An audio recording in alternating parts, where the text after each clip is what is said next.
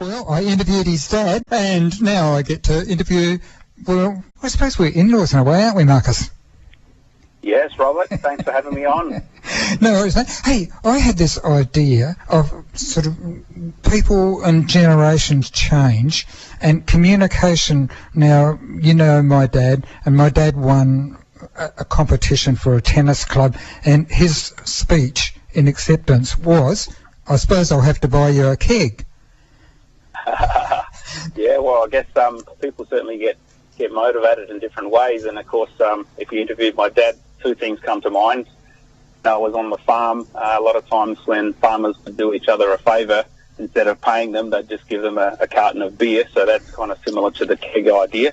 And then the second thing with my dad, when you're talking about communication, was he always said the three best forms of communication were telephone, television, and tell a woman.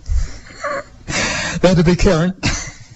I tell you what, we're in a great communicator. That you want something to get out and about, you tell a few girls you know, and bang, it's out there. But if we look online and we look around and you find the classic example at the moment would be Donald Trump and communicating, even though the content of what he is talking about can be challenged. But there are people that are really scared to get up and say a word or three. Well, that's true, and I think people's attention span is really short these days. We're getting bombarded with so many sound bites of information, and so you need to be able to grab someone's attention. And as you mentioned with Donald Trump, his ability to be controversial and to hit and strike an emotional chord is actually what gets people's attention. And then once he's got people's attention, he can, of course, deliver other messages woven within that. So, there's a couple of things there, I suppose, is getting people's attention, but also you need to be able to appeal to people's emotion, because ultimately most of us do make decisions based on emotion, and then we'll go ahead and justify it with the facts or with logic. If we look at this in a business sense, can you be trained on how to deliver messages of what your country or what your company, and if you're going to school and say, gee, this really does appeal to me, I want to coach a football team or a netball team, it's the same principle, isn't it, to be able to deliver a message? Yeah, absolutely. I actually do public speaking coaching, and it's been, I guess, a part of the business I've been building since I was 22. Last 21 years, I started home-based business. I got into the network marketing arena, and it's basically it's skill. I mean, some people are more drawn to want to do some form of public speaking than others. But it really is the number one fear above death. There's a lot of fear involved. There's fear of rejection. There's fear of looking silly. There's fear of just getting up on stage and clamming up. But at the end of the day, it's still a skill. And like any other skill, you can be taught different skills. You can be taught techniques, and then you can hone those skills and improve them over a period of time. For example, and to answer your question, what can we do to engage people in a message? One of the most effective messages and ways to get a message across is to utilize stories, because people can see and they think in pictures. So when we tell a story, people are visualizing this story. They're sometimes emotionally connecting and seeing themselves in that story. And, that story can be really utilized to make a major point, and people will remember that story. Actually, you just tweaked something. When I was in the RAH and they had bandages over both my eyes, I could still create stories that people have said, how can you do that? But you're exactly right, because you're creating a mental picture and the words go and tweak in with what you're creating.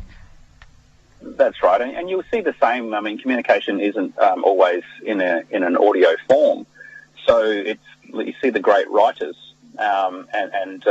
you read their story and you're picturing in your mind what they're actually describing, and that becomes the difference between an effective writer and as far as communication versus somebody who's not creating those mental images. In those 20-odd years that you've been in that industry, has there been remarkable changes, or you gone, that could be still improved? Do you mean changes in myself, or just in the way communication is? In the way that communication's in general happening. Listen, I think we're at a time where we're opportunity rich but relationship poor, and I think where that shows up is that there's so much content being put out in different forms, but if people are not feeling and forming a relationship with the person or the company the information's coming from, then they're disconnected and they're detached, and they probably won't buy into that message. And so I think what we've really needed to be aware of is as technology allows us to communicate around the world at a more rapid speed, we still need to have that, not just high tech, but high touch. We need to be able to humanize it and have people connect with the personality of the company or the individual who's giving out that message. So that's something I think that, we constantly need to be doing. I mean, even with Facebook these days, Facebook Lives are going out, and that's really helping people to brand themselves, because people are feeling connected to that identity. And then when that person does have something to say about a product or a business or a service or a good cause, they've actually got some people who are listening and engaged. Do different countries or different races of people have different ways of communicating? Yeah, there are some things. I mean, I've travelled around the world, many countries, and built businesses and met with different people, and there are some things that are always commonalities. People want to feel valued.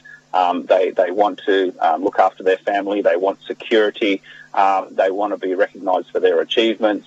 And all these different things are quite similar. But, as an example, in the Asian cultures, a lot of business is more face-to-face. Whereas in Australia, we can run a webinar on a Monday night and people can be logging in from their computer or from their smartphone, and they're getting the information. Whereas if we try to do that in Asia, there's a real disconnect. They like to be face-to-face, and that's part of their culture, and oftentimes it's around eating food as well. So, yeah, there's definitely different forms that work better depending on where we are around the world. We could market education in a similar idea with that webinar that you just mentioned, couldn't we? Well, listen, education, that's part of it, I suppose, is delivering information. And, even I find, a webinar where it's one way, if I'm just delivering information into a blank space, a bit like what we are now, that's different as if we can get interaction and engagement from the people who, even if it's just saying, hey, if that makes sense, type yes, or listen, let us know where you logged in from tonight. So people like to be involved, not just an active participant. And, that's where I think social media is really going ahead in leaps and bounds, but also reality TV. People feel like they're involved in those in those movies, not the movies, but those TV shows, because they can associate and they're getting engaged in the personalities, and sometimes they're getting involved by seeing who can I vote in and who can I vote out. So that active participation and engagement really makes a difference to the audience. Going forward 5 years, what do you see as the challenges that we've got communicating coming up? I think definitely we're in an information age, but we're also in a technology age, and there was a book written back 20 years ago called Clicking by a lady called Faith Popcorn, and she talked about the future trends. And one of the trends she talked about back then was one called cocooning. And cocooning was all about people really coming into their homes and isolating themselves, and now people are sitting at home watching Netflix. They're sitting at home doing business on the computer. I'm sitting in my car on a mobile phone talking to you. So in a lot of ways, people are becoming more isolated, and, doing, communicating with people in a written form, like some form of instant message, whether it's WhatsApp or WeChat or Facebook or even text message these days, people are a lot more likely to send some form of an instant message than to actually pick up the phone and talk to somebody. And so I see that really affecting business relationships and personal relationships, because as you've probably experienced yourself, Rob, if something doesn't quite go right, you can't necessarily pick up tone in a text message, or the warmth of someone's voice, or whether they're being sarcastic, or whether they're being genuine and caring. And so I just think, going forward, we're probably going to have a generation of people who aren't necessarily as socially interactive as far as going out and talking to people. So, that's something which I think families are going to have to be looking at, as far as making sure they have that conversation around the dinner table and creating that culture of actually learning how to have an actual conversation and to manage their feelings through that conversation as well. bit different to what Uncle Reg and Uncle Bill and Karen, and when they used to just shake a hand and that would be the deal, but now changes. Yeah, and I think we've just got so many more opportunities in front of us these days. These days people have 5, 6, 7 different jobs or careers, 5, 6, 7 different relationships. So, everything's just so much more accessible. And that can, give us great opportunities, but it can also create challenges. So I just think that people need to make sure that they're on the side of technology. I was just reading an article today about how Uber is now going into the transportation space, and they're going to be putting a lot of truck drivers and transport entire companies out of business because they're moving with technology. So the same with, whether we're talking about public speaking, delivering a message, we need to be making sure that we're moving with technology and embracing it and understanding it rather than just isolating ourselves. The art of public speaking, can it infect things like a stock market or where you invest, etc.? Absolutely. I mean, whoever's got the microphone's got the influence at the end of the day. The person sitting up the back of the room can have a better argument than the person with the microphone, but you know what?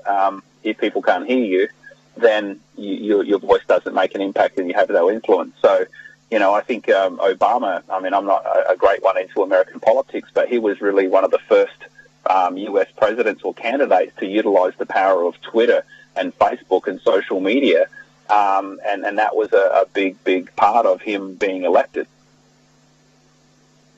What got you into this at age 22? Sorry, say that again, Rob. What got you into learning about communication and public speaking age 22? Yeah, that's a really good question. I mean, I'd grown up on a farm, and, I didn't want to be a farmer. Where we were was quite marginal as far as the rainfall was concerned, and I kind of saw the stress that put on my family, and I didn't want to be in a situation where I couldn't control a lot of the outcomes, and weather is certainly one of those things you can't control. So, I was in Adelaide. I'd finished a science degree. I was heading down the path of becoming a park ranger or a marine biologist, and I started doing some modelling part-time in Adelaide, and through the modelling industry, I was introduced to a network marketing company that dealt with health and nutrition type products, and so a lot of the models were interested in that to stay lean, to keep their skin clear, to be healthy, and ultimately to look good, because let's face it, you don't have to be too smart to be a model, and I know we're going to have a lot of smart models calling in now, and intelligent ones who are going to have a backlash, but that was where I was introduced to network marketing, and for me, what happened there was I never really thought about having my own business, but for me, I hated being told what to do. And so I thought, gee, if I could have my own business and be my own boss, then I wouldn't be told what to do. I can have time and financial freedom. I can travel the world. And, at 22, I wasn't really understanding of the value of personal development, the value of coaches and mentors and reading and growing my mind. So that wasn't what attracted me initially. I was interested in making money, looking good, and chasing girls. But very quickly, as I got involved in learning to grow a team and to grow a business, I was exposed to these coaching, mentoring, personal development. I got exposed to people like Jim Rohn and just these simple philosophies and mindsets. Like he says, a formal education will make you a living, but self-education will make you a fortune. And he talked about, success is not something that we pursue. It's something we attract by the person we become. And so as I started to feed my mind, it started to explode, and I thought, wow, this is amazing. I've never really fed my mind on purpose before. And so I guess through that journey, I started to deal with people and had present products or business concepts or business models to people one-on-one, then small groups, and then in hotel meetings, and then in large stadiums around the world. So it was a natural development process for me, but I guess the environment was conducive to assist those people to grow their skills and their confidence if that's what they wanted to do, and I guess that's the journey that I took. Cousin Marcus, it's been great catching up with you, mate. We've got news now, but we'll do it again soon.